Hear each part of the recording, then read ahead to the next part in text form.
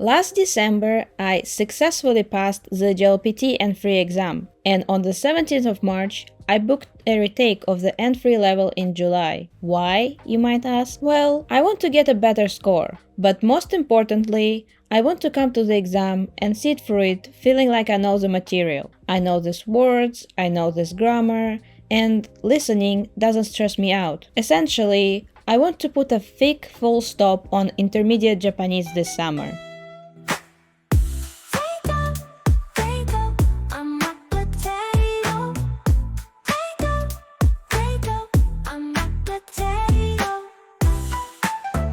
Hi friend, Potato here. Today, I wanted to share with you my JLPT preparation and intermediate Japanese study routine, 4 months before the exam. I will share with you 7 days of me studying, show you my resources, and everything in between. Let's go! I had about 30 minutes in the morning to study before I had to work, so I went straight into practice drills. I did a few vocabulary ones and I did one grammar drill. I used to be really affected by the results of those drills, especially in late December and January whenever I got a low score. In my head, I thought, I just took the N3 exam, I should be good at this. Why do I keep making so many mistakes? Now, I try to separate myself from the result. It's just a number anyways. When I finally got time to get back to learning, I went through the drills. The way I do the drills is I use one color to circle my answers and a different color to mark myself. However, if my answer is wrong, I just cross out the wrong answer and do not tick the correct one. This way, I can come back to the same drill in a month and reattempt my mistakes. Then I go through my mistakes. If it's grammar, I usually use JLPT Sensei for new grammar explanations and ChatGPT for the ones that I forgot or for the ones I want to have a deeper dive into. If the grammar point is old, I mark it with orange and write the textbook I saw it in, so I can see what my textbook said about it. All my texts are color coordinated. I use green for Keigo, as sometimes I don't feel like dealing with it right away, and this way I can return later to it and do multiple at once. Blue is for the things I want to ask my teacher to clarify. Purple are the things I need to do more digging into or I want a different explanation, usually from ChatGPT. And yellow are the things I want to come back to and look at them now and then to keep them fresh in my mind. I also created a grammar document in Word where I add all the new grammar points and any relevant notes. This way, I won't have to look through all 100 books I have, and I can just refer to the document. I do a similar thing with the vocabulary drill. I go back to it and I look through my mistakes, and then I add all the new kanji or words into my Canva file to make flashcards later. I've made a video about how I make my flashcards and I will leave it in the description, or it will be somewhere on the screen. I also created an expressions file where I can add any set in stone expressions like yoru ga akeru or all the ways ki can be used. Why there are so many anyways? To practice kanji and pay closer attention to small differences, I try to write them now and then.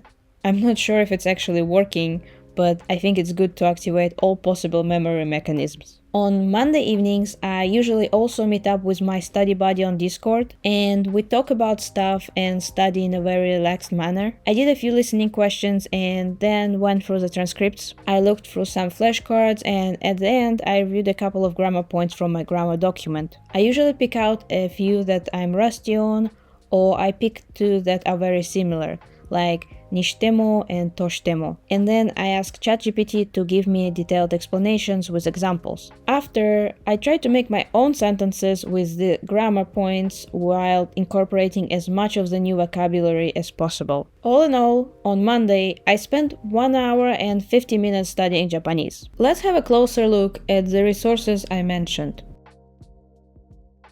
This is my grammar drill book that I use and abuse almost every day.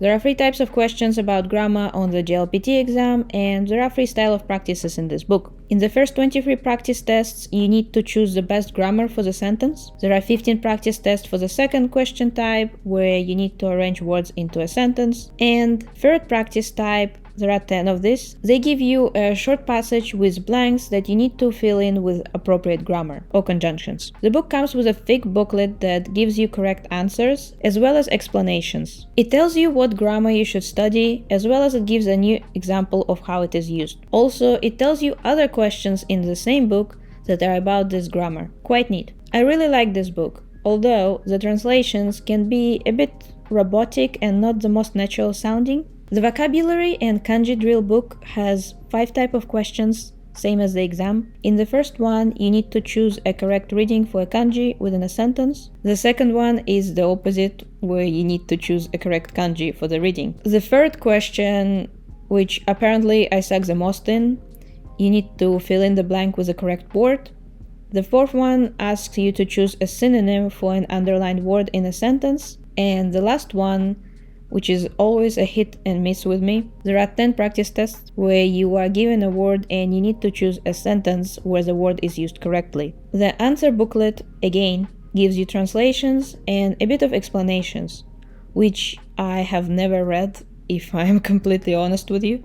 And the last resource I used today was the listening drill book. It's from completely different series. It has 5 types of questions, again, just like the exam. The questions 1 and 2, as well as 4 and 5, are exactly the same questions as in JLPT and 5 or and 4. But the question number 3 is a new addition. There is no text or picture and you don't hear the question until the end. You have to listen to a small passage and then you hear a question, which is usually something like, what was this about, or what was the main point of this passage, etc. And then you're given 4 options and you need to choose. I absolutely despise it. Anyways, the book comes with the transcripts as well as it gives you some vocabulary that might be new to you. And you can always find the audio online. Tuesdays can be very busy for me, as every other week I have a 2-hour lesson with my teacher. In the morning, I wanted to focus purely on vocabulary, but I just didn't feel like it. So I attempted a grammar practice instead and a few vocabulary ones later. And then, just like yesterday, I went through the mistakes. I do write down a lot of explanations and notes in my notebook, but if I'm honest, it's very unlikely that I will go back to the notebook to review what I wrote. I usually do it to stay more focused and pause and think about a particular grammar for longer. Another thing I started to do lately is limiting how much I study per day. I rather study every day than do one long day and lose any desire to study for a week. During my 2-hour lesson, I asked my teacher plenty of questions. Unfortunately, we didn't get to all of them, but as you can see, there aren't that many blue tags left, which is the color I use to mark the point that I want to ask my teacher about. I also tried to take notes during the lesson to keep myself a bit more immersed and engaged. In total, I studied for 3 hours today. I have been looking for a new or extra teacher who will challenge me and help me retain the grammar. And after a few underwhelming lessons, I might have found a right person today. We talked about what I want and settled on using Shinkansen Master for grammar. And in the beginning, like many teachers, it was like, oh, potato-san, this is so hard, let's do our best, ganbarimashou. At the end, she was like, well done, it was hard, but you did great. I almost lost any hope on her. And then she was like, today was 3 out of 5. Damn, I'm going to get a performance review every lesson now?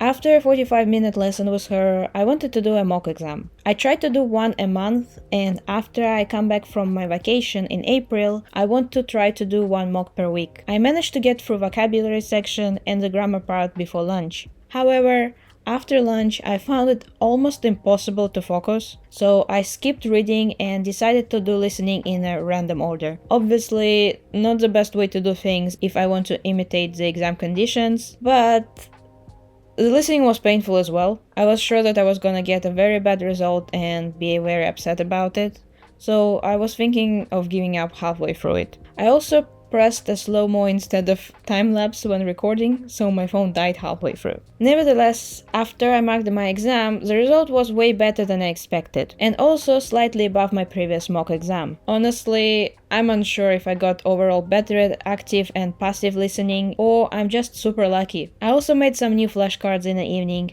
but I did not count the time spent on making this as a part of time spent studying.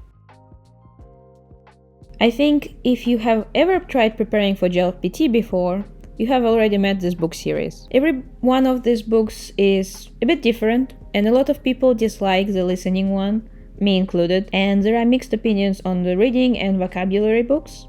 But majority of people agree that the grammar one is an absolute gem. It groups grammar points into similar types, gives you practice afterwards, and it has a separate section to help you with arranging sentences into order and filling in the blanks in the passage exercises. It helped me with my JLPT N4 exam, and I used it religiously before my December exam. I actually finished 80 to 90% of it already, but now I'm reviewing it with my new teacher and kind of looking at many points from a different perspective. I have 2 mock exam books, both published in 2020. They are structured like a normal exam. You can get the audio online, but they also have CDs. They have an answer key, but only with audio transcripts and no explanations. They don't even have the correct order for the words in the grammar section, which is annoying, as sometimes you can choose a correct answer, but you didn't make a correct sentence. You know what I mean? They also have a little marking chart where it tells you how much more you need to study for each type of question, depending on your result. Yes, I did almost 2 hours of just grammar today, but I do find it weirdly relaxing lately. It must be the book. It's just a perfect level of challenging. I don't know what I'm going to do when it's finished. Anyways, I did one new practice and I went back to reattempt a few of the previous ones that I made mistakes in. I also looked into some of the yellow, orange and green tags and resolved them. It is very upsetting when you attempt the same question 2 to 3 times and still can't get it right.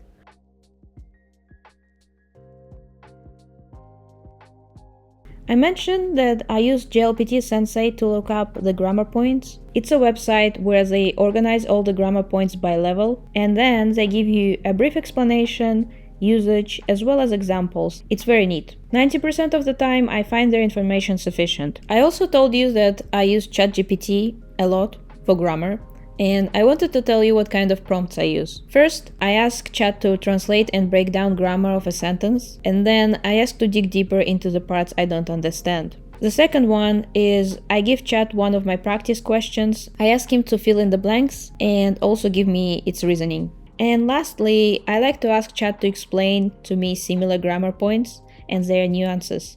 And then I make my own sentences and he corrects me. But one of the coolest thing is when he summarizes all the information into a very neat table. I find it very convenient, I don't even touch it, I just screenshot it and put it into my grammar file for later. On Friday, I didn't study as we actually went out to buy new suitcases for our trip to Japan. I'm probably already back from Japan now when you're watching this video, which means it's mid-April, or worse, May. Fridays are always good days as I watch my anime. Right now I watch The Apothecary Diaries, it's absolutely gold. On Saturdays I watch Sakamoto Days with my potato boyfriend, and Mondays are reserved for my happy marriage, which is full of Keigo language. Anyways, it's Saturday, and today I finished up the mock exam I started on Wednesday. Since only the reading was left, it didn't take so long. After I finished scoring my exam, the result wasn't as bad as I thought it would be, so I went straight into going through the grammar part. I did exactly the same thing that I do with my grammar drill. I went over my mistakes and color-coded the questions. I also looked at the vocabulary part and added new words to my flashcards. In the evening, I gave a go to YUYU's podcast. I was listening to the episode about how to deal with people you don't like at your workplace. I don't think I've ever finished any of the episodes completely, but I did honest 10 to 15 minutes this time. Podcasts just bore me. I also skipped studying on Sunday, well, because it was Sunday.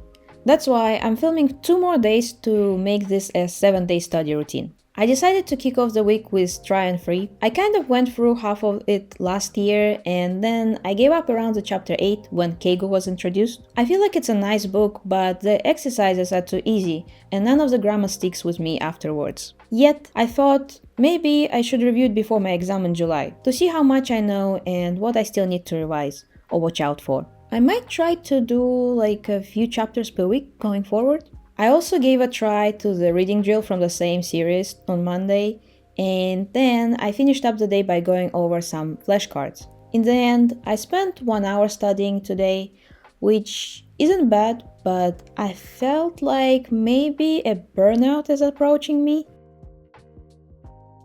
I believe Try and Free is really liked by many students and teachers. My language school in London used it, language schools in Japan use it. My new teacher also suggested it as an alternative to Shinkansen Master, as Try and Free is easier. The book is mostly grammar focused, but you do end up picking up some new vocabulary and train your listening skills as you go through it. Every chapter starts with a text that you can read or listen to, and within the text there are about 3 to 6 grammar points, and then the book explains every grammar point to you. Gives you a simple exercise, and there is a mini review at the end of the chapter. Personally, I'm quite neutral when it comes to this book. I think it's very good for a slow introduction to the new grammar, but it's not intense enough for the exam preparation. It just comes down to what you're looking for.